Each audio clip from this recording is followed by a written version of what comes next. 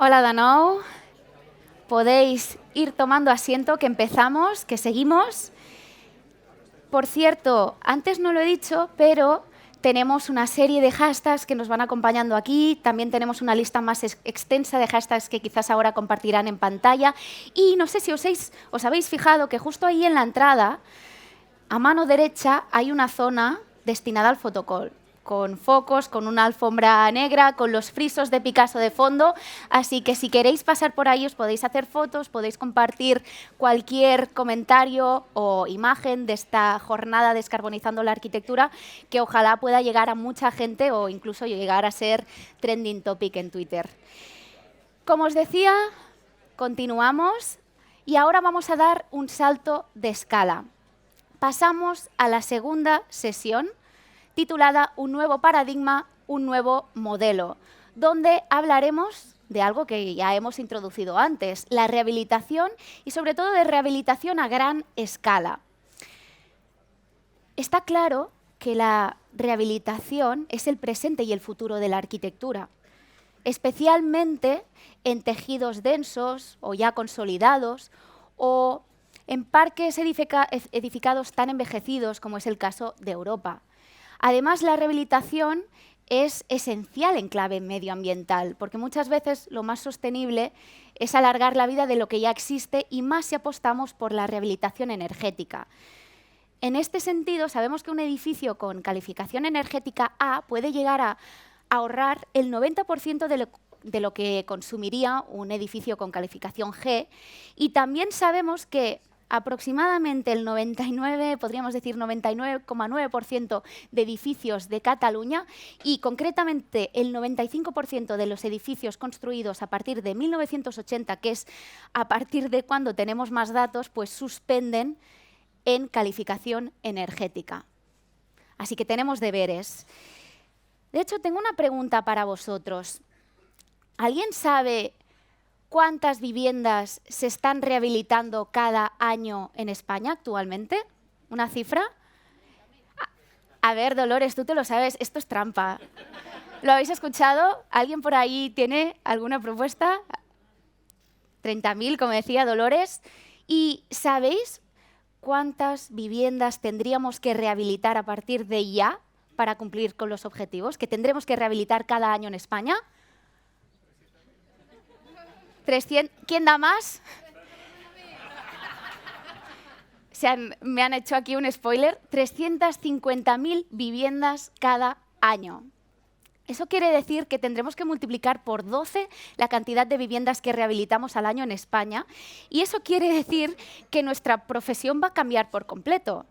Para hacerme una idea, ¿cuántos de vosotros sois arquitectos o arquitectas? Levantad la mano. Muchos, pero no todos, que eso está bien, que lleguemos a otras disciplinas y profesiones, pero muchos. Vale, pues 1 de cada 3 de vosotros se va a dedicar, en principio, a la rehabilitación energética a lo largo de los próximos años si queremos cumplir con los objetivos marcados. No sé si lo teníais previsto, pero ahí os lo dejo. Habrá mucho trabajo y tendremos muchos recursos europeos, muchos fondos europeos para hacerlo. Así que esto va de retos, pero también de oportunidades. Para hablar de todo esto y también compartir en primicia uno de los instrumentos que permitirá dar este salto de escala en la rehabilitación, en esta sesión contamos con los siguientes participantes. Como sabéis, podéis ir subiendo a medida que digo vuestro nombre y tomando asiento. Tenemos a Ignacio de la Puerta, director general de Planificación Territorial y Agenda Urbana del Gobierno Vasco. Bienvenido, Ignacio. Un fuerte aplauso para Ignacio. ¿Qué tal? ¿Cómo estás? ¿Bien? Muy bien. Tenemos muchas ganas que nos cuentes más detalles sobre las iniciativas que estáis impulsando desde Euskadi, así que ahora mismo empezamos, puedes tomar asiento. Seguimos también con Albert Cuchí, profesor de la ETSAP, arquitecto que se enfoca en la investigación sobre las relaciones entre la arquitectura y la sostenibilidad.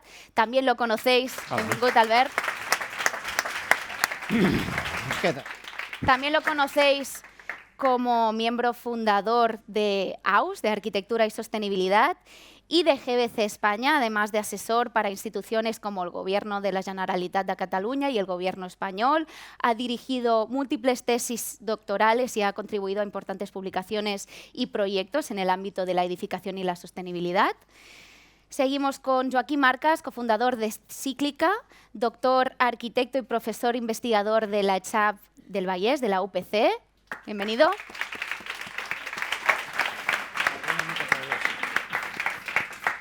Kim está especializado en habitabilidad urbana y sostenibilidad. Ha liderado proyectos de investigación como su tesis sobre redefinición de la habitabilidad en el contexto de la sostenibilidad y actualmente, como decía, es socio fundador de Cíclica, participando en proyectos arquitectónicos y elaborando estrategias sostenibles para el sector de la edificación. Además, cruzando muchas disciplinas, porque me comentabas antes que entre todos los miembros de Cíclica, que sois ya unos cuantos, no sé si 15, entre 15 y 20, solo 4 o 5 sois arquitectos. Ahora nos cuentas más detalles. Y en la moderación tenemos a Marcos Ros, diputado del Parlamento Europeo. Fuerte aplauso para Marcos.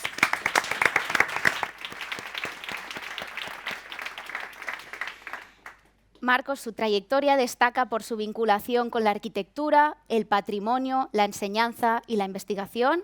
De hecho, es arquitecto. Hoy también supongo que te sientes como en casa, Marcos. Es miembro de la Comisión de Cultura y Educación y de Desarrollo Regional y ha contribuido activamente a la nueva Bauhaus europea y a la revisión de la Directiva sobre eficiencia energética de los edificios en el Parlamento Europeo. Os dejo con ellos y ya el escenario es todo vuestro. Gracias. Pues buenos días a todos. Yo primero voy a dar una bienvenida de pie y enseguida doy paso a moderar la mesa redonda. En primer lugar, gracias al Colegio Oficial de Arquitectos de Cataluña, primero por organizar esta jornada de debate, que ya no es la primera, ya tuve la ocasión de intervenir en la anterior, y segundo, por tener esta magnífica acogida que yo creo que es fundamental para todos los profesionales de la arquitectura. Estamos en un momento político dentro de la Unión Europea en el que se reflexiona muchísimo sobre un cambio de modelo. Un cambio de modelo de nuestra sociedad que tiene mucho que ver con... creo que se ha ido el sonido. Ya ha vuelto. Un cambio de modelo que tiene mucho que ver con nuestros modelos económicos y nuestros modelos productivos. Estamos hablando de iniciar una transición, una triple transición, una transición ecológica o ambiental, una transición digital y una transición social hacia un nuevo modelo de sociedad. Y ese es el empeño de la Unión Europea desde que arrancó esta legislatura larga, porque la Unión Europea tiene legislaturas de 5 años, en 2019. Y en ese sentido se aprobó un pacto verde que nos lleva a todas, creo que se ha ido ahora, que nos lleva a todas las instituciones a trabajar a que cualquier parte de nuestro trabajo tenga que ver y estar enfocada en esas 3 dimensiones.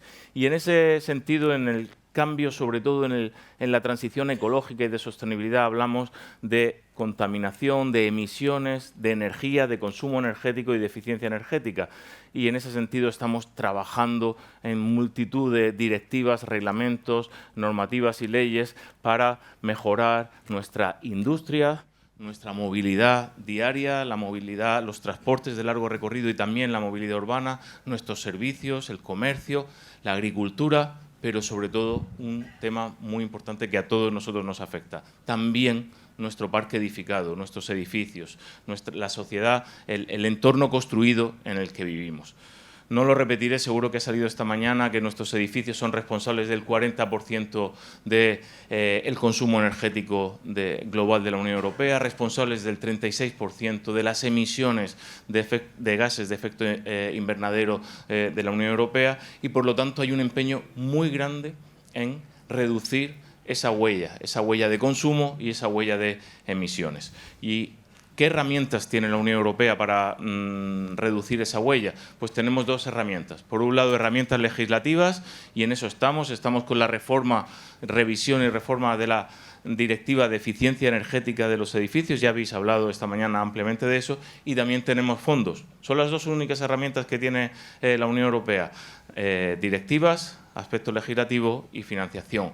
Coinciden ahora muchísimas iniciativas, y solo quería dejar este punto antes de pasar a la mesa, en las que vamos a hablar y estamos poniendo por primera vez en muchísimos años en la historia de la Unión Europea la arquitectura, el urbanismo, el diseño en el centro de las políticas de la Unión Europea. Hasta ahora no había pasado, había políticas para subvencionar pequeñas cosas, de arreglos energéticos en los edificios, de instalaciones, pero hay un profundo debate ahora mismo que está alentado primero por esta revisión de la Directiva de Eficiencia Energética, segundo por iniciativas como la nueva Bauhaus europea, que nos está poniendo a los arquitectos en el centro de una reflexión en la cual combinar no solo la sostenibilidad, sino también la belleza y la calidad de la arquitectura con la inclusión, los fondos Next Generation que están intentando también cambiar nuestro entorno construido, los nuevos marcos de movilidad urbana sostenible. En definitiva, nuestras ciudades y nuestros entornos construidos están en transformación, y desde la Unión Europea estamos ahora mismo, Parlamento, Consejo y Comisión, trabajando para que esa transformación sea real en medidas legislativas y de fondos. Y al final eso nos llega a todos. Tarde o temprano esa revisión nos va a llegar a todos. Vamos a pasar a debatir sobre algunas de las iniciativas que estamos haciendo y que están poniéndose en marcha en distintos aspectos.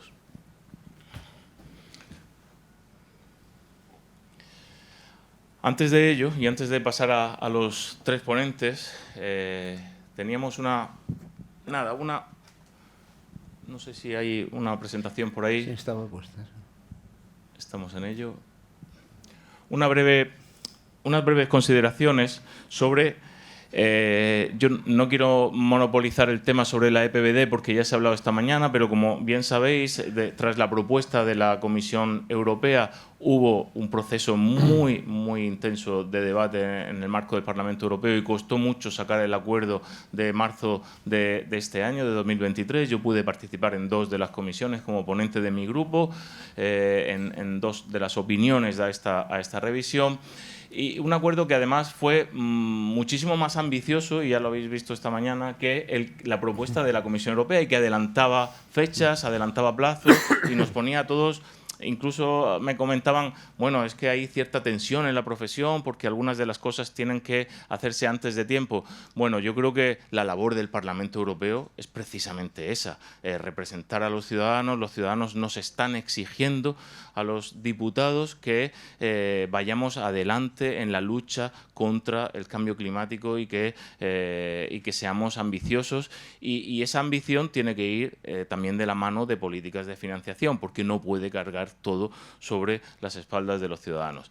A partir de ahí, estamos en plena negociación. Una vez que aprueba el Parlamento, estos son procesos de negociación muy Consejo, tiene que aprobar, porque la legislación de la Unión Europea es colegislada entre el Parlamento y el Consejo, y ahora mismo está el proceso de negociación entre Parlamento, Consejo y Comisión para un acuerdo final.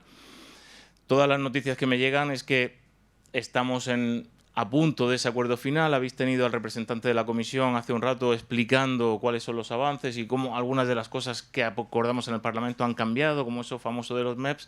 Yo tengo mucha confianza en eso, y tengo mucha confianza en que finalmente vamos a tener una directiva revisada antes de final de año, probablemente el acuerdo, y luego la aprobación en Parlamento, la segunda lectura en Parlamento y en Consejo, y que a partir de entonces se despliega todo un proceso legislativo que tiene que dar a una transposición en cada uno de los 27 Estados miembros. Cada uno de los 27 países tenemos que hacer legislación propia. Es lo que pasó con la directiva en su día aprobada, que derivó también en muchas introducciones en el código técnico. Toda la normativa española tendrá que adaptarse a lo que a lo que finalmente apruebe esta revisión de la Directiva de Eficiencia Energética. Y ahí aparecerán también, al margen de todas estas características que habéis hablado esta mañana, muchísimos instrumentos como los que vamos a ver ahora: pasaportes de renovación, registros, una serie de instrumentos que nos van a llevar a que tengamos también que saber el cálculo del potencial de calentamiento global de los edificios. Hay muchas novedades, y yo creo que ante esas novedades nada mejor que una jornada como la de hoy para reflexionar sobre eso. Y por último, que nunca se nos olvide, y en eso los arquitectos somos verdaderos especialistas. Y ahora aquí voy hablando a veces como diputado y a veces como arquitecto. Al final lo que pretendemos no es solo mejorar la eficiencia energética de los edificios, si no, no habríamos hecho nada, y los arquitectos lo sabemos muy bien. Lo que pretendemos es mejorar la calidad de vida de las personas que viven dentro de cada uno de esos edificios.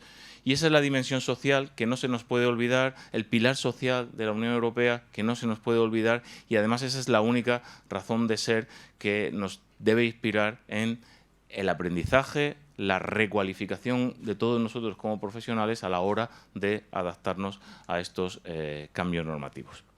Arrancamos sin más interrupción. Creo que con Ignacio de la Puerta, ya lo han presentado, que nos va a contar sobre experiencias de oficinas de rehabilitación e instrumentos de gestión dentro del Gobierno del País Vasco. Ignacio, tienes la palabra. ¿El mando? A ver si me funciona el micrófono, porque si no, no tengo manos para tener todo en la mano. Bueno, en primer lugar, moltes gràcies per la invitació. Muchas gracias por la invitación al Colegio de Arquitectos de Cataluña, al Consejo Superior de Colegios de Arquitectos, Greta, que es culpable sobre todo de que yo esté aquí.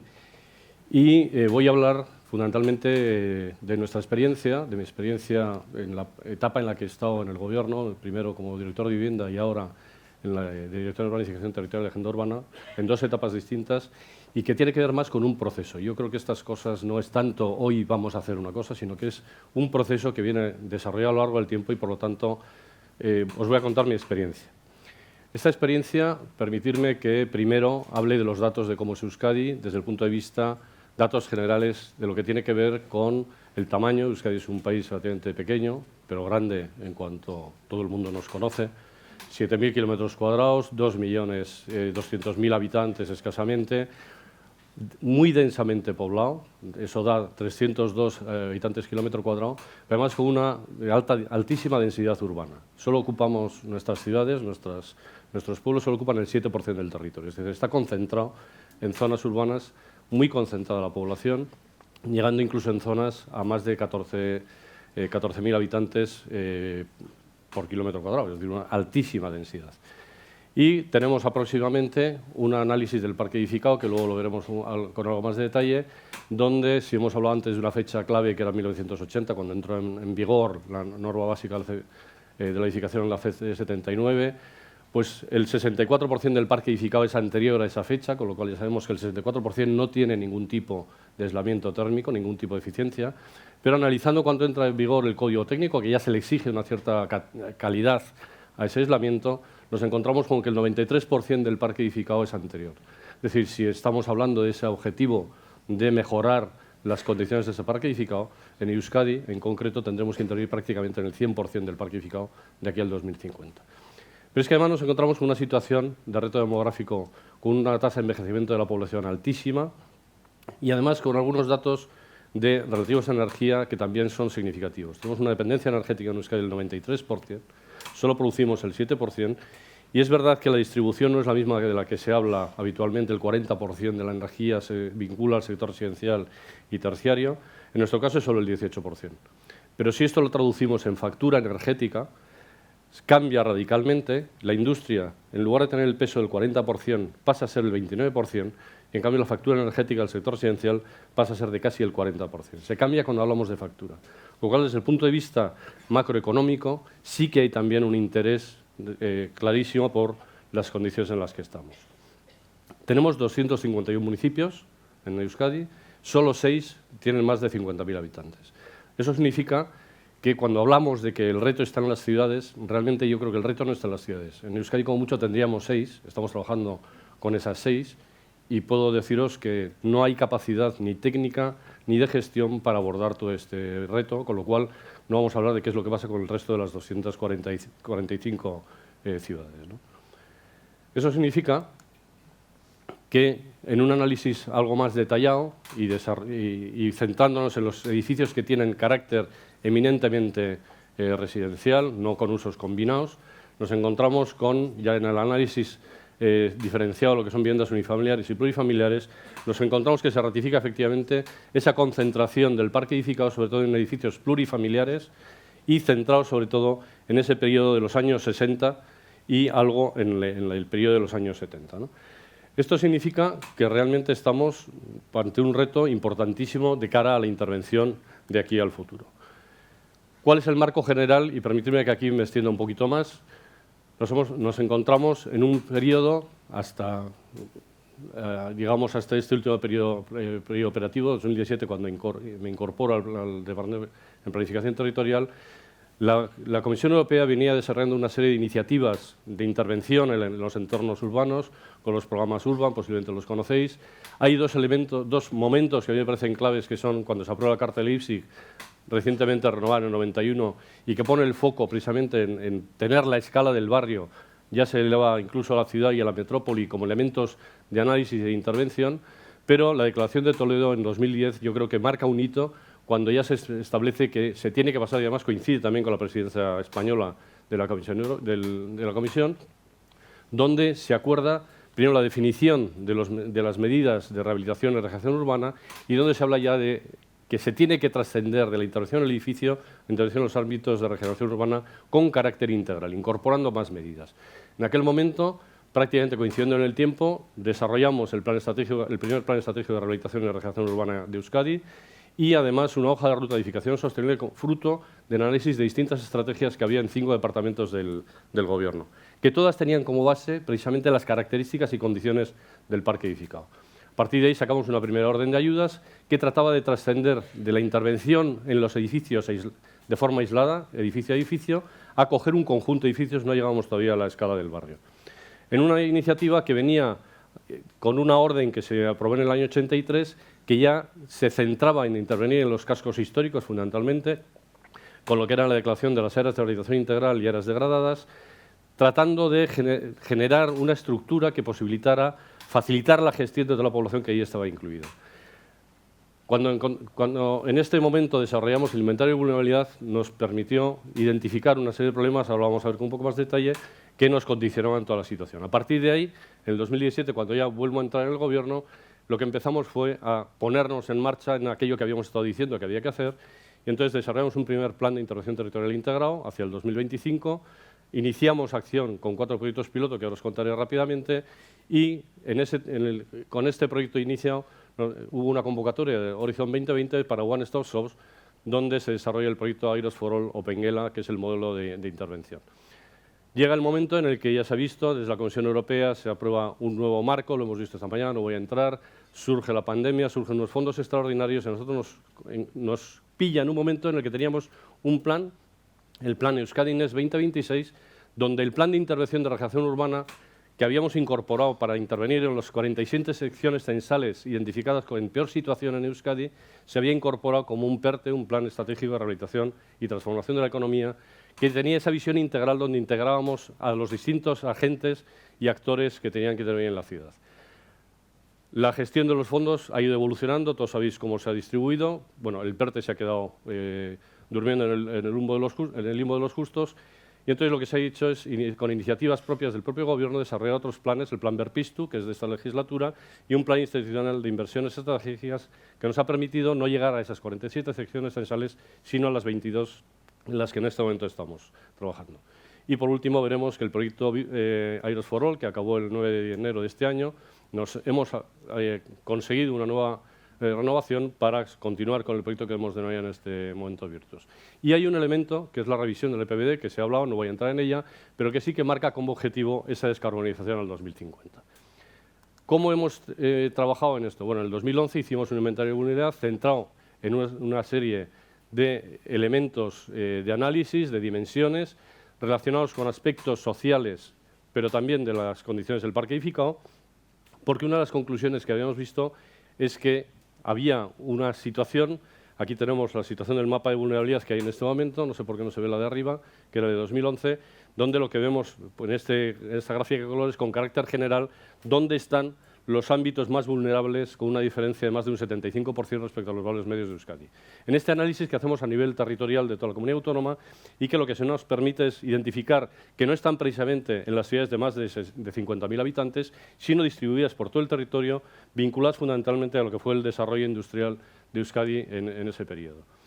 6 dimensiones que tienen que ver con aspectos más allá de lo que es la parte de edificación, pero donde la parte socioeconómica, sociodemográfica tiene muchísimo que ver y que inicialmente eran 69 variables, pero la parte de eficiencia energética, en este momento con un trabajo realizado con la Universidad Politécnica de Cataluña y con Cíclica como soporte, se ha elevado hasta 108 variables, sobre todo por las que se han incorporado en la dimensión de la eficiencia energética. Esto lo que sí nos permite es identificar exactamente cuáles son los espacios, los ámbitos que requieren de mayor intervención y, por lo tanto, dónde deberíamos desde la Administración centrar los esfuerzos para conseguir establecer esas prioridades y dar ese soporte que se requería. Elementos que identificamos en este momento, después de las conclusiones, es que ya inicialmente solo teníamos esa visión global de cuáles eran las peores condiciones, pero en este momento ya sí que tenemos la visión de cada una de las 6 dimensiones separada también y, lógicamente, la mayor vulnerabilidad es aquella en la que concurren las 6 dimensiones en peor condición y nos permite, a través de cada sección censal, que es como está realizado el análisis, tener claramente los datos de en qué situación está con esa diferencia respecto a los valores medios de Euskadi, cada uno de los elementos, de los indicadores que se incorporan en el inventario de vulnerabilidad. Conclusiones. Nos encontramos con que el 30% de la edificación se encuentra en situación de vulnerabilidad alta o muy alta, después de más de 40 años, desde aquella orden que aprobamos en el 83, se encuentra todavía en situación de vulnerabilidad alta o muy alta. Pero es que una de las conclusiones es que, además, todas las zonas declaradas áreas de rehabilitación integral o áreas degradadas se mantienen en las mismas condiciones de vulnerabilidad, a pesar de la cantidad de recursos públicos que se han destinado a esas zonas para mejorar esas condiciones. Con lo cual, la primera reflexión es ¿por qué se produce esto? Conclusión, casi todos somos arquitectos, lo hemos visto, algunos además politécnicos, venimos de la Universidad Politécnica, somos técnicos en cargo político, somos politécnicos, y nos encontramos con que hacemos lo que sabemos hacer habitualmente, que es intervenir en los elementos físicos, en el edificio y en el espacio público. Pero esto nos demuestra que no es suficiente esa intervención en los espacios físicos. Pero es que además hay otra serie de elementos que tiene que ver, y es que en estos ámbitos hay una incapacidad por las capacidades de las personas que ahí habitan de gestionar los fáciles documentos administrativos y los fáciles procesos de solicitud de ayudas o de gestión de licencias que tenemos en nuestra Administración.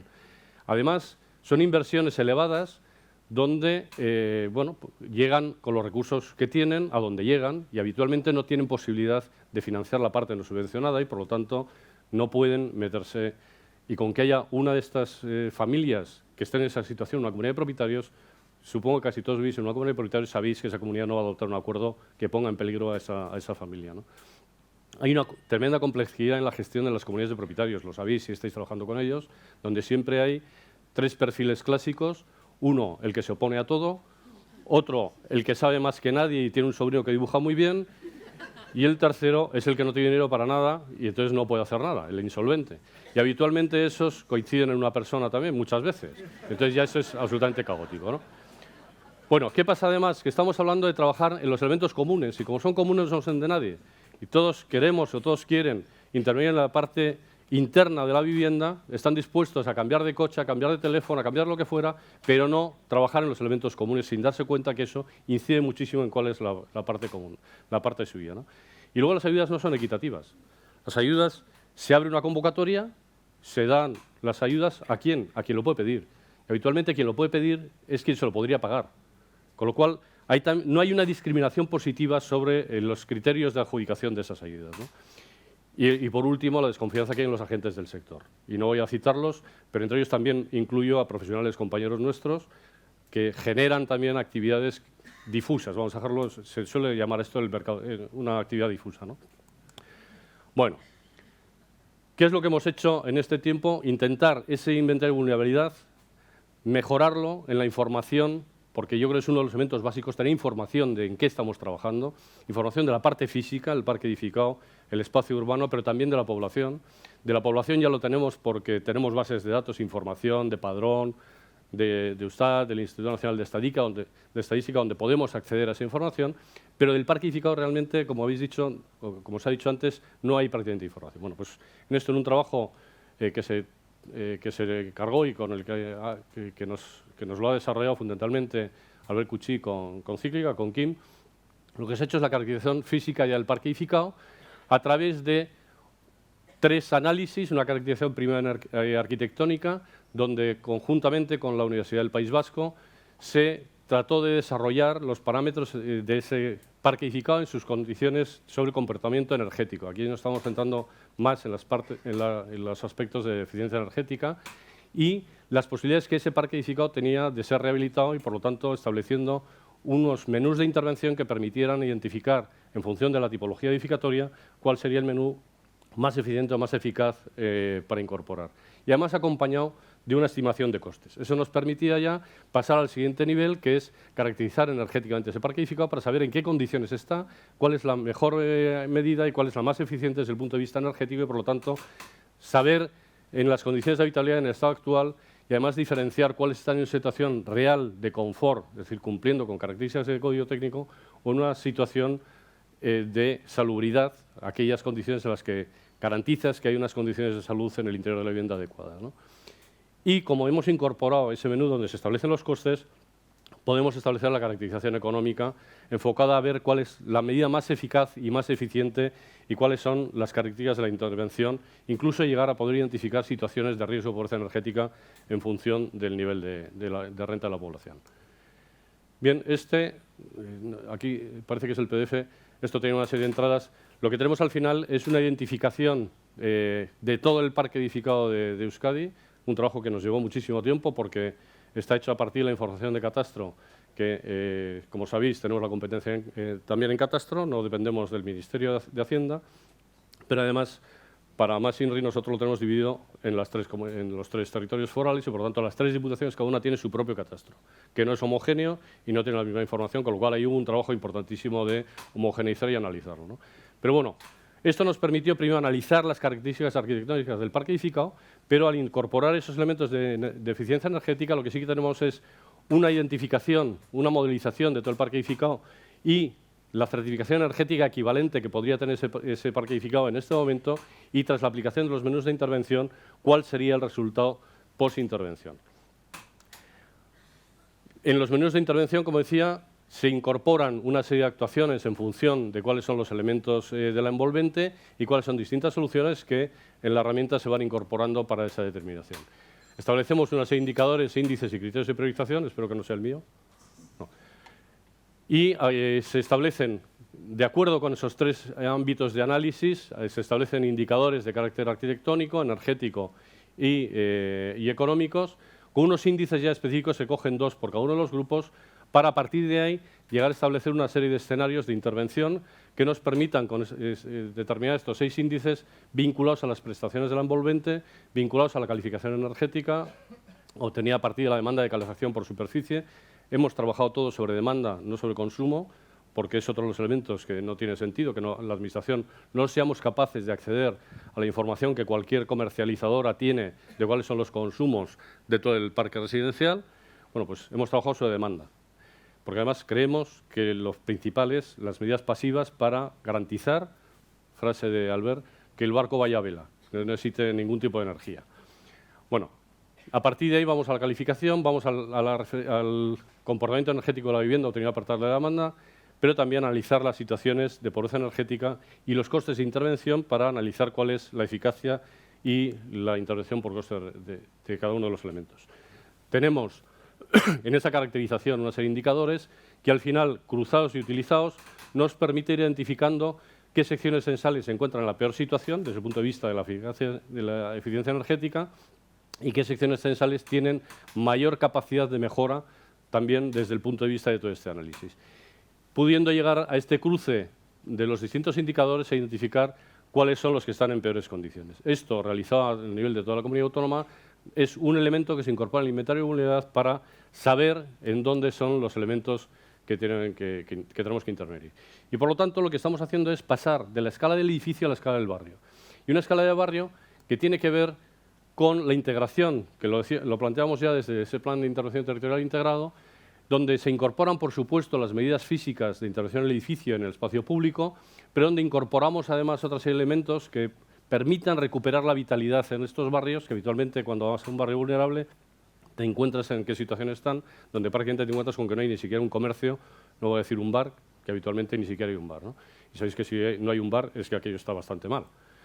Bueno, pues nos encontramos unas tasas de desempleo elevadísimas, con lo cual hay que desarrollar proyectos específicos para trabajar con esa gente, para formarles y tratar de integrarles de nuevo en la vida social.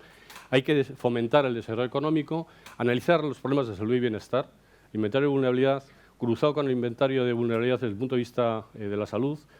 Nos descubrimos que era casi un calco el que peor esperanza de vida tenía en el inventario de vulnerabilidad desde el punto de vista de la salud con el más vulnerable desde el punto de vista urbano, con una diferencia de esperanza de vida de más de 10 años entre las secciones que estaban en situación de vulnerabilidad más alta y las de menos alta, o las que estaban colindantes incluso. Una diferencia de 10 años de vida. Con lo cual, si eran colindantes, es decir, ni siquiera separadas 100 metros, las secciones censales sabéis que se dibujan con un criterio de número de viviendas, la vulnerabilidad desde el punto de vista de la salud no tiene que ver con las condiciones del aire exterior, tiene que ver con algo más, con las condiciones de la propia población o del espacio en el que están habitando, ¿no? En definitiva, estamos intentando trabajar también en las medidas de adaptación y mitigación al cambio climático, incorporando soluciones basadas en la naturaleza tanto con la renaturalización como la incorporación de infraestructuras azules. Bueno, intentamos incorporar soluciones en la fachada para tendederos, pero como veis siempre hay alguien inspirado y reticente a las soluciones que damos, y además que, bueno, él siempre ha tenido esta solución, o ellos siempre han tenido esta solución, pues ¿por qué lo va a cambiar, no?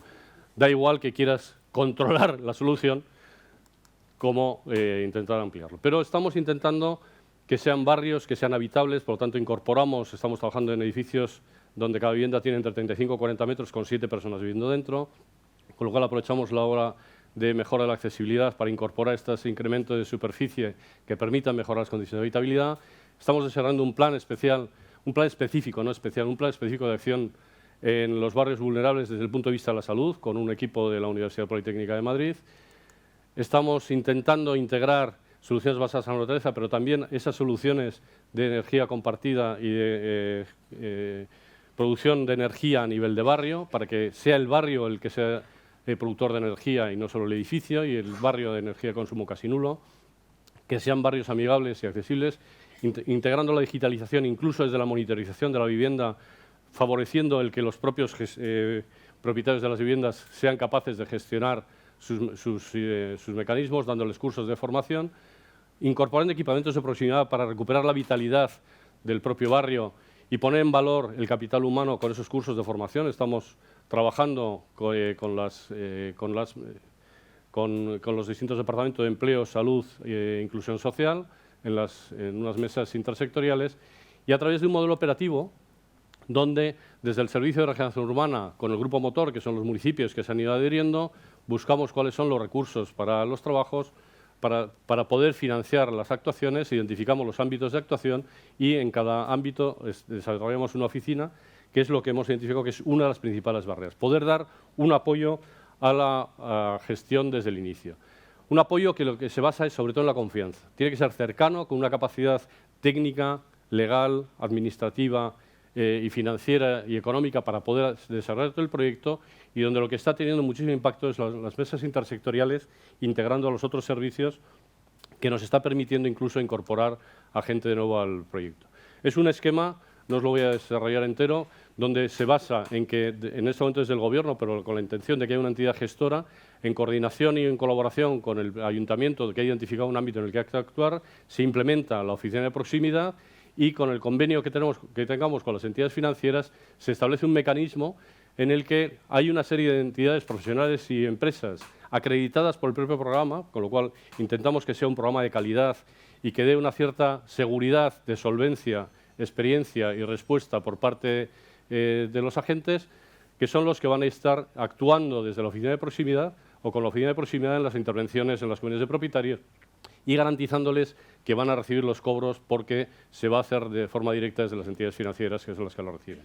Esto que en su momento se diseñó con el proyecto Aires for All, en este momento con el proyecto Virtuos, que es la segunda versión del OpenGela 1, este sería el OpenGela 2, lo que estamos es intentando desarrollar a partir de una colaboración entre la Universidad del País Vasco, Viviendas Municipales y el Gobierno, que estamos diseñando el Centro Universitario de Transferencia, Investigación e Innovación en Regeneración Urbana, junto con una agrupación de interés económico o un consorcio, una entidad que veremos cómo es, constituida por distintos agentes sociales, pero también del sector, pueda crearse la entidad gestora del programa a nivel de toda la comunidad autónoma para sacarla adelante. Tenemos un problema de financiación, que es la segunda barrera fundamental, que es esa financiación de la gente que está en unas condiciones donde tenemos, si este es el esquema de ingresos, la campana de Gauss de ingresos de la población de Euskadi, con el porcentaje de población tenemos tres grupos clarísimos. A la derecha, los que tienen ingresos suficientes como para acceder a la entidad financiera y les concede el préstamo sin ningún problema. A la izquierda, los que están en una situación donde es un problema de la administración pública, básicamente, pero en medio tenemos un gran grupo donde la administración no puede darle los mismos recursos que a los que están en la situación izquierda, pero que cuando se acercan las entidades financieras del comité de riesgo, a pesar de que tengamos convenios financieros firmados, y el ICO el otro día nos lo reconocía, no les dan ningún préstamo. Y en el mejor de los casos es un préstamo de título de uso al consumo, con un tipo de interés elevadísimo que les resulta unas cuotas absolutamente inabordables por ellos. Con lo cual, en los barrios en los que estamos trabajando, que fundamentalmente está la población de esa zona intermedia y los de la izquierda, hay que desarrollar un mecanismo de financiación. De hecho, nos encontramos también con que todo esto requiere de una serie de instrumentos, que lo vamos a ver en este momento, lo desarrollan después. Por un lado, organizar toda la información, que por suerte la EPBD parece que viene en esta línea, cómo organizamos toda la información, pero también una herramienta de gestión que nos permita que los 16.000 millones de euros que supondría la intervención en todo el parque edificado de aquí al 2050 se puedan hacer paso a paso, parte a parte, incorporamos el pasaporte del edificio, para que podamos garantizar que esto de verdad se pueda realizar de aquí al 2050, porque con los recursos que tenemos hoy va a ser imposible llegar a ese nivel. Unos resultados muy rápidos, voy a pasar muy rápido por encima. La situación de los dos barrios que estaban incluidos en el proyecto Aires for All, teníamos una situación inicial de unos 13.500 kilovatios año por vivienda de media.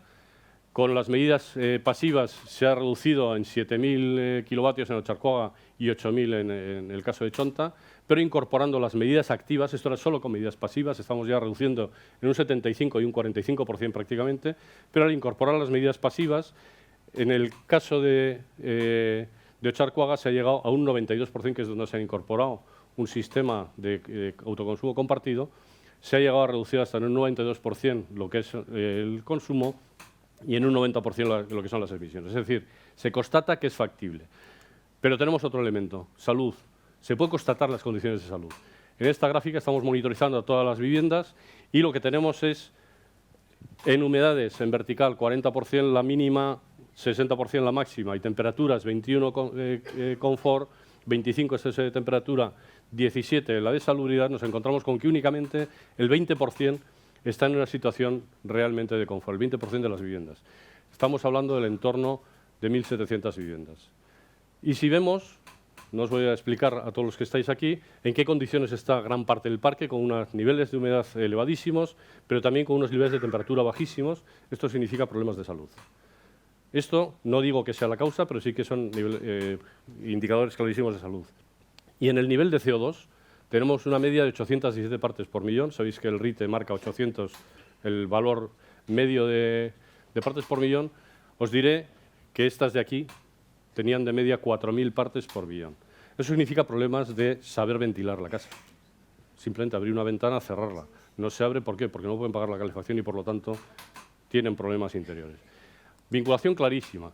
¿En qué nos encontramos? Que en esa monitorización de cómo estamos monitorizando desde antes de actuar, nos encontramos en un edificio en concreto, Chotena 18, nos encontramos en qué situación estaba. Fijaros que aquí poquitas viviendas estaban en situaciones de confort, pero en qué situación la dispersión que había hacia malísimas condiciones de temperatura y humedad, y en un año exclusivamente de actuación, una vez terminada la fachada, cómo se han ido concentrando las viviendas hacia la zona de confort, solo con medidas pasivas, sin incorporar las medidas activas. Es decir, es posible mejorar las condiciones de salud de la población solo actuando con medidas pasivas.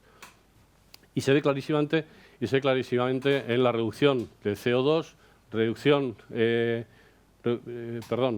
reducción de la humedad relativa y elevación de la temperatura interior de forma estable, sin necesidad de poner los sistemas de calefacción. Esto ya lo tenéis en la presentación, que supongo que os llegarán. Nos encontramos con problemas porque la edad media de la población son 58 años, es decir, hay muchos que son de más de 70 años, a esos no se les da préstamos. Tenemos un ingreso medio de 20.000 euros, con lo cual, si están haciendo una inversión de 50.000, es muy difícil que, por mucho que la subvención sea elevada, puedan llegar a la financiación.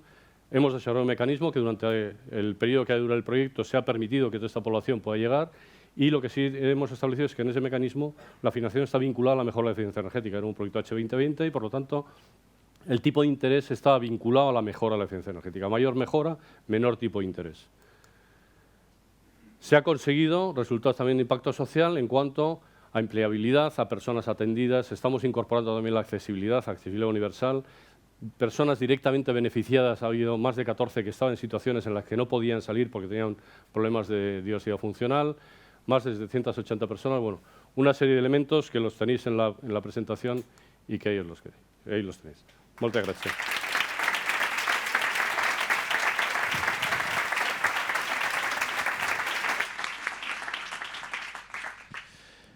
Muchas gracias, Ignacio. Yo, además de darte las gracias, quiero felicitaros por el trabajo que estáis haciendo, porque además va totalmente en línea con muchas de las cosas que están viniendo ahora mismo y que estamos trabajando en el ámbito europeo. Hablabas de áreas vulnerables todo el rato y yo creo que es fundamental. En las negociaciones dentro del Parlamento Europeo conseguimos introducir en una enmienda que los planes nacionales de renovación energética hiciesen un mapeado. Bueno, yo pedí un mapeado, eso explotó la cabeza a mucha gente, políticos, que solo somos 2 arquitectos en el Parlamento Europeo y conseguimos cambiarlo por una palabra que era una auditoría sobre zonas vulnerables y zonas de especial riesgo energético y de pobreza energética para centralizar y focalizar ahí los esfuerzos de inversión con dinero público, porque el beneficio es doble: mejoras la calidad de los edificios y mejoras la calidad de vida de personas que tienen un riesgo de vulnerabilidad. Pero por otro lado también has hablado, y ha habido una diapositiva que me ha gustado mucho, en la que hablabas de, a la misma vez que hacemos rehabilitación energética, ampliamos la superficie habitable, mejoramos la habitabilidad, el confort, las condiciones de vida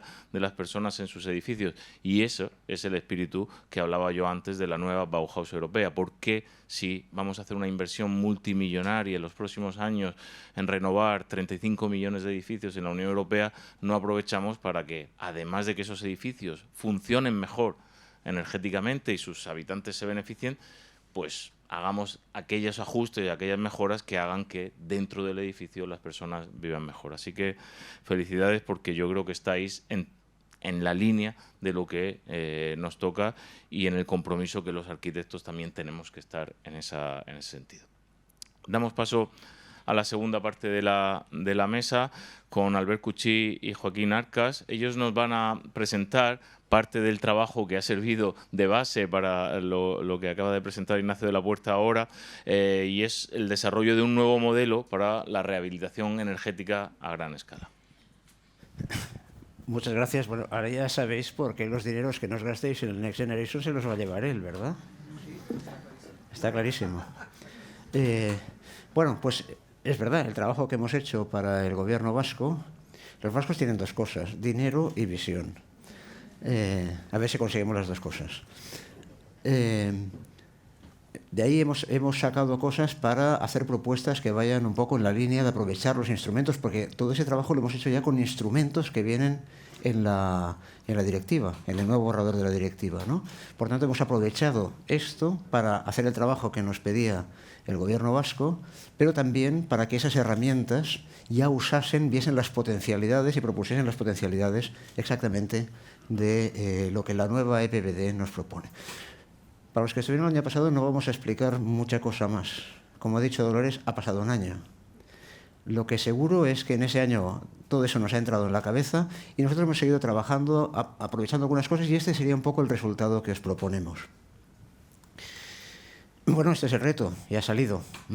De aquí al 2050 hay que rehabilitar, y lo dice la ERESE, lo dice el documento que marca el documento estratégico, el único documento estratégico que tenemos sobre el parque edificado en este país, que dice pues esto de los, ¿cuánto nos decían? 30.000 viviendas eran.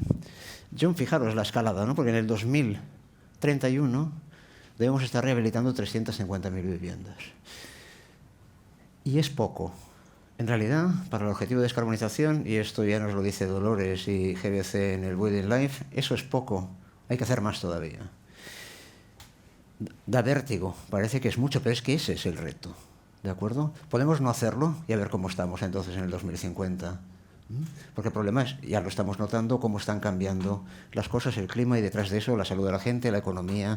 Decía el presidente del gobierno en el discurso, dijo algo así como, globalmente en el mundo necesitamos un 2,5% del PIB para descarbonizarnos. No hacerlo supondrá unos costes del 23% del PIB. ¿Vale? Por tanto, el cambio de no hacerlo es mucho más costoso. Y eso tiene muchos problemas. Nacho de la Puerta ya nos ha hablado de algunos, financieros, económicos, de accesibilidad, etc. Pero hay otros que podemos solucionar. La directiva que tenemos ahora en triálogo, eso que está ahora en la cocina y que tendrá una epifanía, o sea, nos va a venir por Navidad, tiene para nosotros 4 herramientas que las hemos usado ahí, claves, porque permiten, sobre todo, generar información y un proceso de mejora de información que a la vez es un proceso de participación y que a la vez, y eso es muy importante, es un proceso que permite la planificación estratégica. La planificación estratégica quiere decir pensar a largo plazo y hacer lo que uno tiene que hacer para llegar al final a un lugar. Y lo tiene a 2 escalas, la escala nacional, la escala de país, la escala del Estado que está en la Unión Europea y la escala del edificio, la escala de las comunidades a las cuales más o menos todos pertenecemos. Información, un sistema de gestión de información y un sistema que demanda generar una visión estratégica. Aquí está, a escala nacional y de visión estratégica, el plan nacional, ya nos han hablado, no es la estrategia, lo que teníamos ahora y que os he enseñado en la diapositiva anterior, sino un plan. Quiere decir que va con alcances y dinero. Eso es lo que tiene ahora el País Vasco, por ejemplo, que no tiene esto. Tiene una herramienta para hacer planes y para seguirlos. O sea, está 3 pasos más para allá. Pero hay ese plan que tienes que poner recursos y alcances. ¿Qué voy a llegar y cuándo y con qué costos y quién los paga? Organizarlos. Y cómo eso puede ir variando. No una estrategia que dice, bueno. Por otro lado, hay el pasaporte de renovación del edificio. El pasaporte es un documento que está en la directiva, se desarrolla y ya había aparecido, ahora es un documento voluntario, pero mucho más específico, tiene que salir un modelo, que es en realidad como cada comunidad de propietarios va a afrontar el alcanzar esos objetivos que le va a pedir la directiva, que le va a pedir en su desarrollo nacional la directiva, para a lo largo del tiempo, cómo va a organizar las actuaciones. Y nos lo pide energéticamente. Pero ya nos lo ha explicado Nacho, es que le podemos poner también lo que es la rehabilitación de la accesibilidad, lo que es la calidad técnica, en definitiva de ese asset, de ese activo que tenemos, que es el edificio, que vale mucha pasta, cómo lo tenemos que mantener, aumentar y mejorar su calidad a lo largo del tiempo. No mañana, no en una gran actuación mañana, sino en actuaciones que vayan haciéndolo. Y eso requiere tener una información, que sería el libro del edificio existente, esa cosa que nos salió para cubrir lo que nos pedían los fondos europeos, que nos cogió un poco con la cosa así. Bueno, en catalán hay una expresión muy no la voy a decir, que es el registro digital del edificio. O sea, toda una información que tiene que estar ordenada según una pauta y que poco a poco se va llenando de informaciones no solo energéticas, sino de muchas otras cosas más. Y que eso va a tener que estar conectado en una base de datos nacional del edificio, que a su vez va a estar conectado con una base europea de datos. En principio, solo de energía, pero lo podemos ir aumentando a otras cosas. De hecho, el registro digital del edificio que va a plantear Europa tiene muchas cosas más que la energía. Con esto, nosotros lo que hemos hecho, gracias al trabajo con el País Vasco, ha sido desarrollar otras herramientas que permiten bueno, pues cosas que ya conocéis, utilizando con el UVEM, Urban Building Energy Models, o diseños que van edificio por edificio, pero que los cogen a gran escala, escala urbana. Es un poco eso que os estaba enseñando Nacho, que pues a base de diferentes tipos de fuentes de información, cadastros, etcétera, pues bueno, conseguimos meter los 134.000 edificios de Euskadi y luego solo quisieron los 76.000 de plurifamiliares, que al final eran 1 millón de viviendas. Con eso, pues uno puede empezar a jugar. Puede jugar, tiene un modelo del edificio, le pone, la Universidad del País Vasco nos dijo qué vestidito tenía cada uno de ellos, lo metimos en la certificación energética, en un programa que te hace la certificación energética, y entonces pues lo puedes empezar a ver, como os ha enseñado él, en el parque, lo que quieras, un trozo, un sector, tú puedes segmentar lo que quieras, o sea, empezar a trabajar con datos de calidad homogénea y con el grano que tú quieras. Y eso es importante si tienes que manejarte con datos. Introducimos lo de esto, el pasaporte de renovación. No lo vamos a hacer todo a la vez, sino a trocitos, en partes. Ahí nos dijeron qué partes querían y qué partes iban a ser en cada uno. Y eso permite, por ejemplo, el tema de los MEPs, ¿de acuerdo? Aquí hay, por ejemplo, una tabla de los MEPs, ¿cómo se llama? Normas mínimas de eficiencia energética, esa barrera que tendría que hacer que todos los edificios, a medida que van chocando, lleguen al final hasta la calificación que tengan que hacer. Esto es una simulación, pero claro, eso lo que permite es, no tengo que hacer las obras todas el primer día, si tienes dinero, hazlo, pero tampoco esperes al último día. Y por tanto, como, digamos, hacerlo por fases permite que si mi edificio es una G y tengo que pasar a F como mínimo, no tengo que hacerlo todo, sino tengo que hacer una primera inversión que me permite pasar ahí. De alguna manera te va marcando una pauta, una línea. Esto con el pasaporte de renovación es una cosa que se entiende bien. Sin él es una cosa durísima que nadie quiere aceptar, es un problema. Y eso permite, por ejemplo, pues este es uno de los barrios que ha sacado. Esto es para cada edificio, en función de esos criterios de tienes que seguir los MEPs. Bueno, ¿cuándo tienes que hacer las obras? ¿Qué orden de obras te conviene? Esto es una referencia cadastral, o sea, esto es un edificio concreto. ¿Qué actuaciones tiene? ¿Cuándo se producen esas actuaciones? La demanda energética, cómo se va modificando, la reducción de la demanda, los costes que tiene que hacer frente en cada una de esas cosas, quién los puede pagar, etcétera. O sea, sale toda una especie de información, un pasaporte, un borrador de pasaporte de renovación de cada edificio. Claro, eso si los juntas y además le pones criterios de prioridad económica por sectores. Unos tiene que ser la economía, otros tiene que ser, digamos, la salud o lo que sería la equidad. Y por tanto tienes que actuar con criterios diferentes. Otros tiene que ser cuál es la mejora ambiental que consigues. Con diferentes criterios puedes elaborar esto, que es una posible hoja de ruta, digamos, que es lo que se ha enseñado antes Nacho, que además te da toda la información de cuándo se producen estas rehabilitaciones, de cuánto baja, quién paga qué y dónde se van los dineros, en fin. Poder manejar ese nivel de información. Y bueno, pues ese siempre me dicen que lo ponga porque dice que sale muy bonito, ¿no? Pero eso es el cambio de, a lo largo del tiempo, el cambio de letra, digamos, en función de las actuaciones que se van haciendo, ¿no? Pero claro, ahí estamos hablando de unos datos que se han cogido a gran escala, son homogéneos, eso sí, se han cogido a gran escala, pero que permiten, pero que claro, con esos no puedes operar. Son demasiado, podríamos decir, de grano poco fino. Aunque se acercan a cada edificio, sus superficies se pueden calcular ahí, es demasiado grano, demasiado poco fino.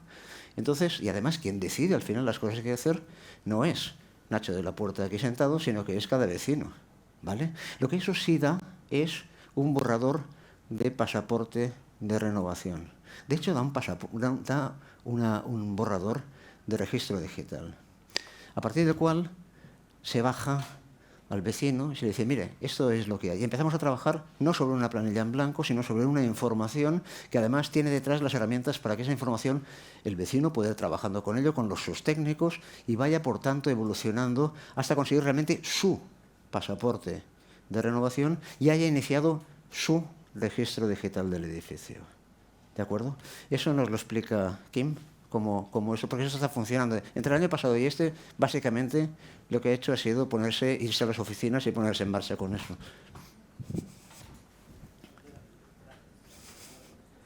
No se me oye, ¿eh? Ahora sí. Gracias, Albert. Como él contaba, venimos con una presentación que se le parece, pero con un año más de trabajo.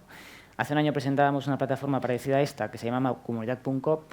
Con la ayuda de la Generalitat pudimos hacer esa plataforma experimental Y gracias a la colaboración con el Gobierno vasco y con Nacho, pues pudimos llevar esa plataforma experimental al terreno real, que es, en realidad, convertir eso en el frente, yo lo llamo así, pero no sé si lo llamáis vosotros, el frente digital de una oficina de rehabilitación, una oficina de proximidad. Es verdad que una oficina tiene su sede en un barrio, ¿no? Pero a la vez, cuando la gente se acerca y se sienta en esa mesa, pueden tener información que acompaña ese proceso al final de iniciación, ¿no? de qué es esto de la rehabilitación, cuánto me va a costar, qué beneficios me puede traer, con lo cual la plataforma experimental inicial la transformamos en eOpenGela, cogiendo el nombre que tiene esa red de oficinas que tiene en el País Vasco, para desarrollar la capacidad de que esas oficinas pudieran llevar esa información que hemos generado a escala urbana a cada uno de los vecinos y así iniciar un diálogo con esos vecinos para que esa información fuera mejorada, aunque ese no es el objetivo principal. El objetivo principal es que esos vecinos se convenzan de que la rehabilitación es oportuna y necesaria en sus edificios. En principio, eOpenGela está disponible para los 23 barrios en los que están trabajando, aunque el proyecto que hemos realizado para el Gobierno vasco permitiría hacer eso para cualquier edificio del País Vasco. Es decir, podríamos llegar a tener, pues, para los centenares o miles de oficinas que serían necesarias para convencer al conjunto del País Vasco. Y es una plataforma que básicamente trabaja en 3 ejes. El eje de la planificación, que vamos a hacer con nuestro edificio. Aunque la plataforma inicial hablaba de energía, en el País Vasco, aterrizando esa plataforma a los vecinos, ya incorporamos las cuestiones de la accesibilidad, que dependiendo, lógicamente, del resto de calidades del edificio que hay que trabajar, aunque no tenemos información suficiente como para hacer esas valoraciones a este nivel. Hay otro eje que es el de la financiación, de cuánto va a costar eso y con qué ayudas puedo contar para abordar esas rehabilitaciones. Y finalmente hay un tercer eje, que es de acompañamiento, que da una primera idea sobre qué posibles apoyos puede necesitar una comunidad en función de sus características. Yo creo que todas sabemos lo difícil que es trabajar con los vecinos y con las vecinas. Nacho ha hecho una buena descripción de los 3 perfiles y de lo que cuesta llegar a tomar decisiones en esos ámbitos de discusión. Se necesita un acompañamiento intenso, no solamente a nivel técnico de proyectos, sino también de acompañamiento social para que esas decisiones se puedan tomar. Dentro de esta plataforma, bueno, pues se presenta el edificio, ya no es una información abstracta de tu edificio, se parece a este otro, ¿no? Los famosos arquetipos, sino que tenemos una idea más o menos certera de cómo es la volumetría y de cuáles son los usos que se desarrollan en el interior de este edificio. Y así que cuando entran, este ya es un edificio concreto, de una calle concreta, con un número concreto, se les presenta su edificio y a partir de aquí pueden entrar a profundizar en cualquiera de estos 3 ejes, siempre con el acompañamiento de la persona que está en esa oficina de proximidad.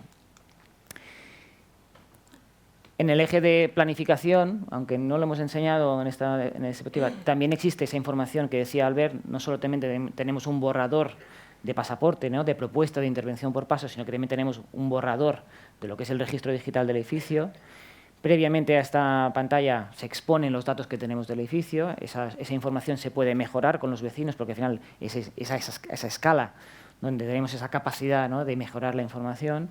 Les podemos decir lo que sabemos y nos lo pueden rebatir, podemos modificar esa información, incluso podemos hacer preguntas de todo aquello que no sabemos, como por ejemplo, qué equipos, ¿no?, de calefacción usan, qué consumo real tienen esos edificios, y si tenemos esa información también podemos mejorar la planificación que luego les vamos a enseñar.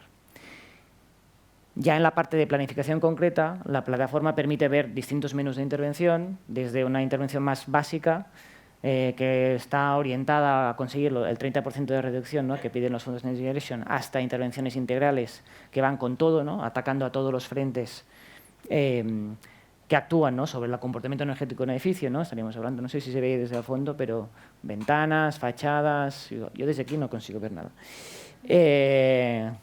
Los forjados, las cubiertas, etcétera, etcétera.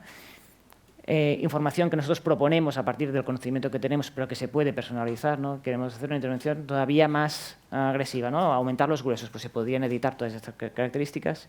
Y a continuación se muestran los resultados energéticos, ambientales, que proporciona esa intervención.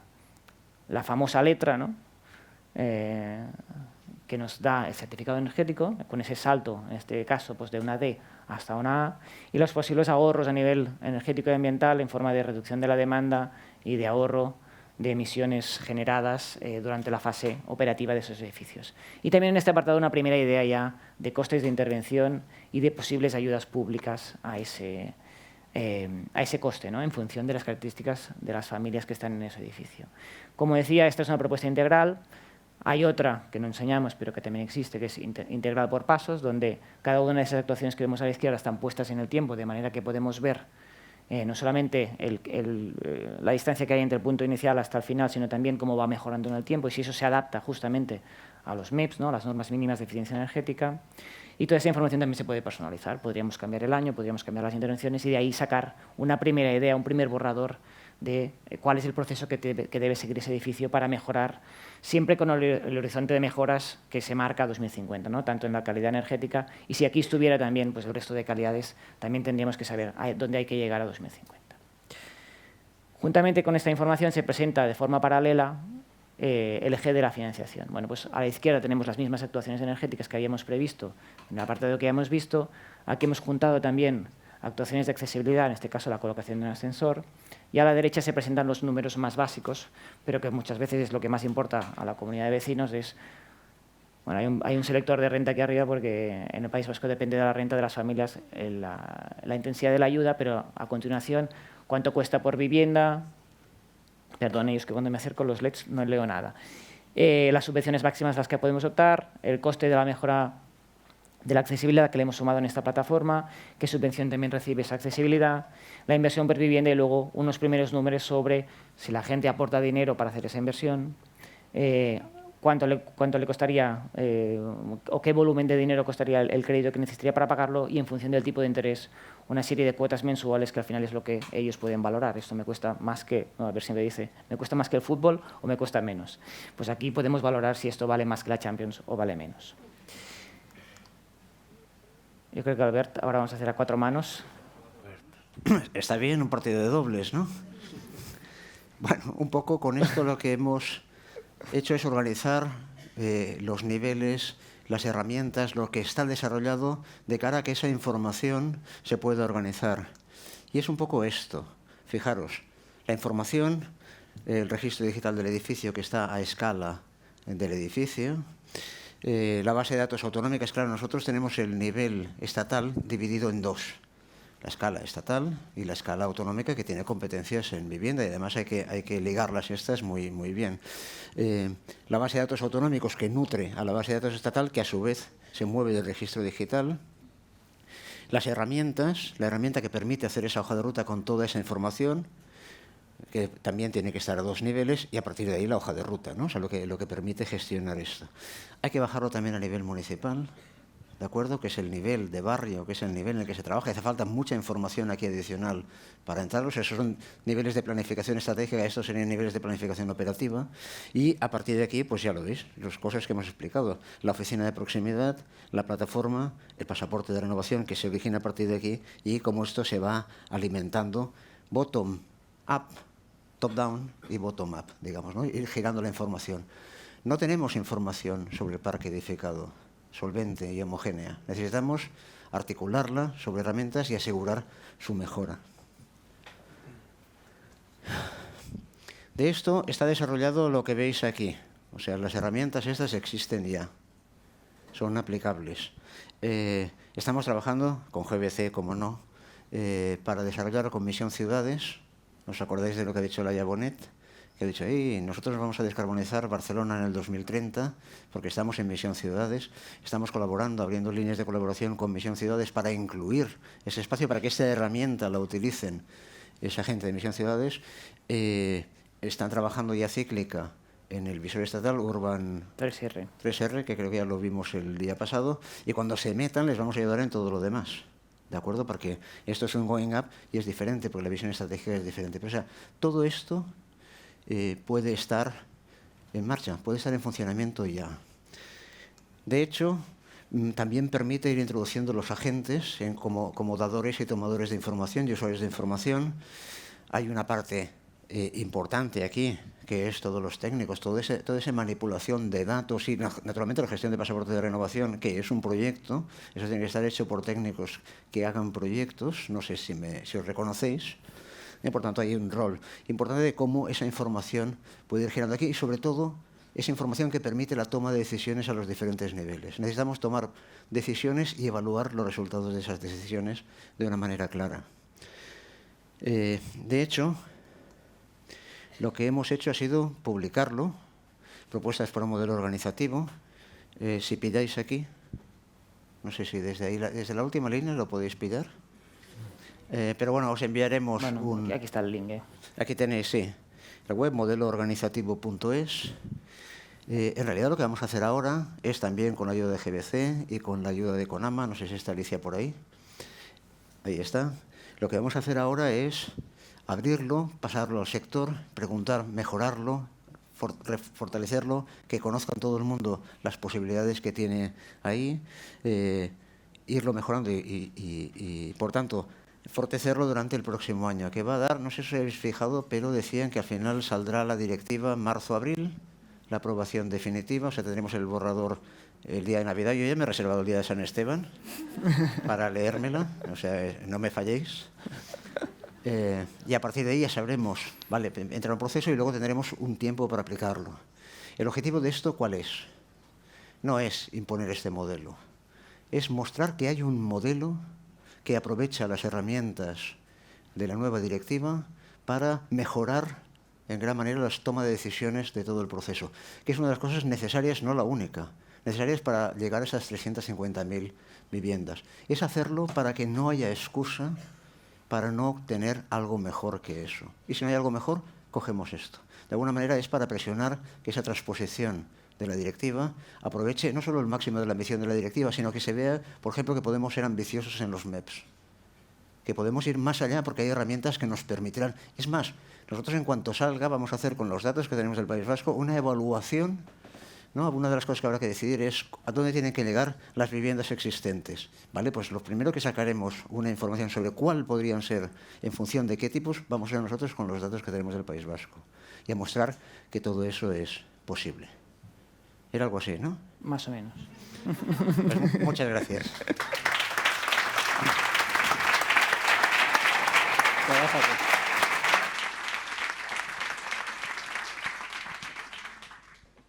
Muchas gracias a los tres. Yo creo que lo que me quedo de vuestra última presentación es que es imprescindible contar con buenos datos y convertir esos datos en información.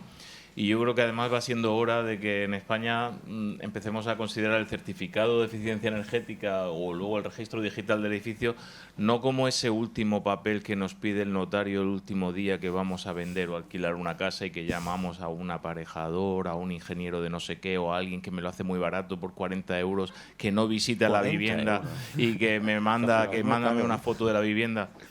Lo hemos hecho todos, ¿no? ¿O conocéis a alguien que haya pasado eso, no? Sino como realmente un documento que acredita el estado energético y el estado de comportamiento de sostenibilidad y de eficiencia energética del edificio, que además sirve para que, si esa integración de cada uno de los certificados energéticos de las viviendas o de los edificios se integran en una base de datos municipal, regional, nacional, se puedan diseñar adecuadamente los planes nacionales de rehabilitación o de revisión energética que establece la nueva ley. Tengo el móvil en la mano no porque esté hablando con nadie, sino porque me están pasando algunas de las preguntas del público para la mesa que tenemos aquí hoy. Voy a empezar con una pregunta que tiene que ver con las comunidades de propietarios y con cómo se gestiona esto en los edificios. Habéis hablado antes, ¿no?, de las casuísticas del vecino que no paga, del vecino que lo sabe todo, del vecino que lo bloquea todo. Y me preguntan por dos figuras, por los presidentes o presidentas de las comunidades de propietarios y por los, yo creo que es muy clave, el cuerpo de administradores de fincas. ¿Deberían ser los presidentes o presidentas unos cargos más largos para que haya continuidad en los proyectos de renovación de las comunidades de propietarios? ¿Deberían tener formación? Y yo añado, el cuerpo de administradores de fincas lo estamos incorporando en una formación adecuada porque al final tienen mucho poder en la decisión de lo que hace cada comunidad de propietarios. ¿Quién se atreve? Bueno, a ver, ¿sí? ¿Veis? Bien. A ver, la experiencia que estamos teniendo nosotros es que montamos precisamente las oficinas de proximidad en cada barrio, en el centro del barrio, porque lo que se trata es de darle un acompañamiento a todas las comunidades de propietarios desde el inicio del proceso hasta final y más allá. Es decir, intentamos incluso mantenerlo para que los problemas que hay de postventa, que se suele decir en el sector, se puedan atender y se puedan resolver. Y ahí lo que estamos dando es un servicio que ahora, en muchos casos, posiblemente a muchos de los que estáis en esta sala os haya tocado, es un servicio que estamos dando como arquitectos cuando nos encargan un proyecto y estamos ofreciéndoles este servicio sin ningún tipo de remuneración. Y no nos toca a nosotros hacer ese servicio. Nosotros tenemos que hacer un proyecto ajustado y analizando cuál es la situación previa y cuál es la posterior, sabiendo que nuestro cliente es la comunidad de propietarios y el administrador tiene que hacer también su trabajo. Y el trabajo del administrador en la ley de propiedad horizontal está muy clara y está definida. Y no tiene por qué tener ningún papel preponderante ni de gestor de todo ese proceso, sino hacer los ajustes de los repartos que corresponde a cada uno de los copropietarios. Pero los tienen. He hablado antes del sector difuso, ¿no? Bueno, pues ahí tenemos algún problema, ¿vale? Vale, otra pregunta sobre la consideración de los edificios que tienen carácter patrimonial, de patrimonio histórico-artístico. En la EPBD están básicamente excepcionados, pero ¿cómo se pueden incorporar? No sé, quizá Albert, Joaquín. Bueno, ahí hay un problema que es que la normativa, la directiva europea no los toca, el código técnico tampoco los toca, por miedo. Pero luego hay un problema. Estuve ya en una tesis doctoral un tanto seria en Madrid que decía cómo los edificios patrimoniales, como no se rehabilitaban desde ese punto de vista, perdían valor patrimonial. O sea, perdían valor económico porque dejan de ser competitivos, ¿no? Pero ahí es un punto de vista interesante, porque siempre estamos hablando de me lo empaqueta con un SATE y me mete una máquina que le dé la energía que necesita. El patrimonio nos enseña que seguramente no hay que hacer solo eso, ni esencialmente eso, en los edificios a los que les reconocemos un valor patrimonial, porque lo tengan. Pero, por ejemplo, del valor patrimonial deberíamos reconocer no solo ese patrimonio anatómico, esa fachada, esos elementos clásicos, sino también el patrimonio fisiológico. Tenían maneras de funcionar que hay que redescubrir, reinterpretar y aplicarlas, ¿no? Hay algún caso, claro, porque no tenemos tiempo, pero muy interesante, que además nos habla mucho desde la arquitectura, no desde poner la máquina, sino desde el funcionamiento del edificio. En el Hospital de Sant Pau, por ejemplo, cuando se abandonaron los antiguos pabellones, la más eficiente de las recetas energéticas no era ponerle aislamientos y tal, sino recuperar su funcionamiento y ajustarlo adecuadamente, ¿no? Tenemos un patrimonio ahí fisiológico que hay que recuperar. Y eso es un reto para los que estamos aquí sentados. Vale que no tengan una directiva específica y no se toque con esa medida, pero hay que tocarlos, y hay que tocarlos bien. Me llega otra pregunta que habla sobre el papel de los agentes rehabilitadores, del que estabais hablando, si es imprescindible, si es solamente necesario, si es realmente la pieza clave dentro de este engranaje. Y también nos preguntan algo más concreto, que esto es para Ignacio, ¿cuánto personal público, técnico, administrativo ha supuesto la puesta en marcha de vuestro plan en el País Vasco? ¿Cuánta gente involucra? Entiendo yo que es lo que nos están preguntando desde el público. A ver, empiezo por esta última. En el Servicio de Regeneración Urbana que creamos en el 2017, cuando me reincorporé al Gobierno en esta dirección, era de nueva creación porque no existía en el Gobierno y se constituyó conmigo, una persona y 2 técnicos. Conseguí que hubiera otro que se añadiera, entonces éramos 3 y el del tambor. El del tambor era yo.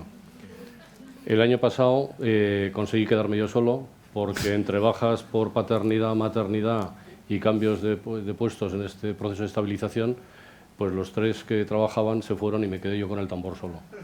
Y después de 2 años solicitando el incremento de plantilla para tener un equipo suficiente, 2 años después conseguí que se incorporaran 5 personas. En este momento ya sí tenemos un jurídico, un administrativo y 3 técnicos, 2 arquitectos y un aparejador que están trabajando. Eso en lo que es el servicio central. En las oficinas lo que pedimos a los ayuntamientos es que haya como mínimo 3 perfiles. Un perfil técnico, habitualmente que sea arquitecto, aparejador a ser posible, un perfil jurídico con un conocimiento económico para poder desarrollar tanto los aspectos legales como los aspectos de un cash flow para analizar cuál es la situación financiera de todos estos proyectos, y un tercer perfil que es fundamental, que es el perfil social. Ahí nos estamos chocando, porque como esto es la parte que le toca aportar a los ayuntamientos, entre que deciden cómo hacen la contratación de personal y lo contratan, nos estamos encontrando con que en muchos casos nos encontramos con una sola persona, que habitualmente es un administrativo que no tiene capacidad. Entonces, ahí es donde tenemos un punto de fricción todavía.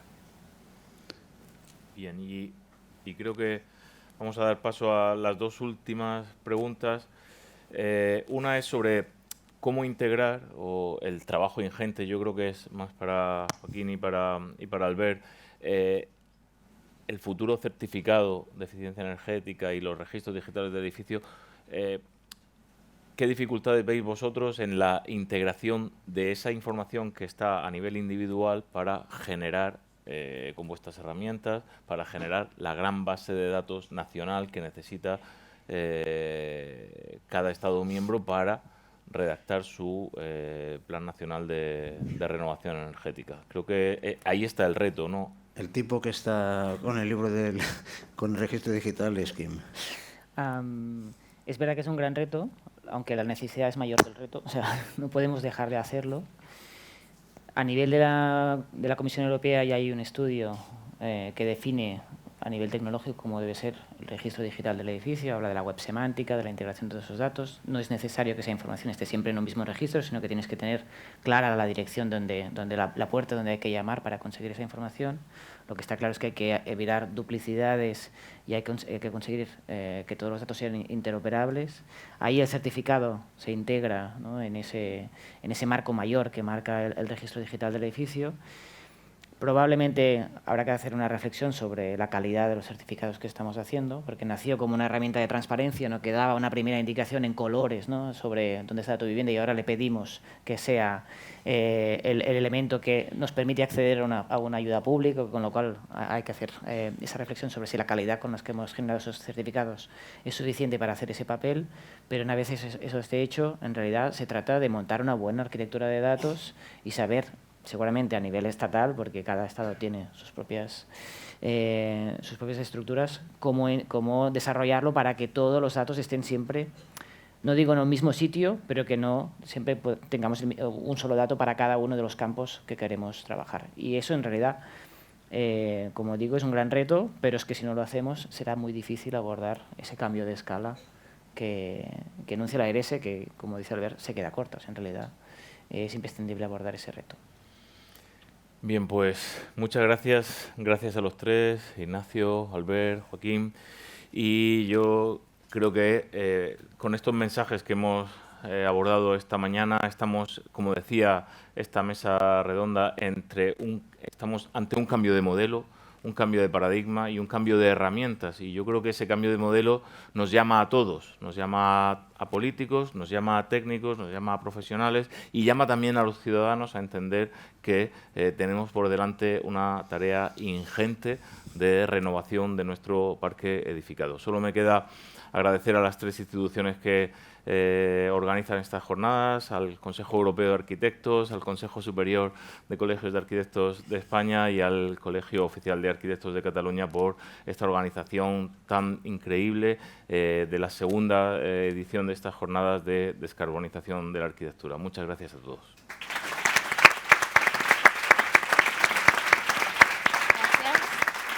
Muchas gracias.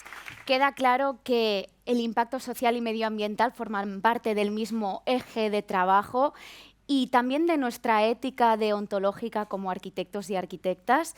También arquitectura y salud, después hablaremos de ello seguro en la tercera sesión. Y ahora vamos a tomarnos un descanso, tenéis 1 hora para comer. Recordad que tenemos los hashtags de la jornada Descarbonizando la Arquitectura.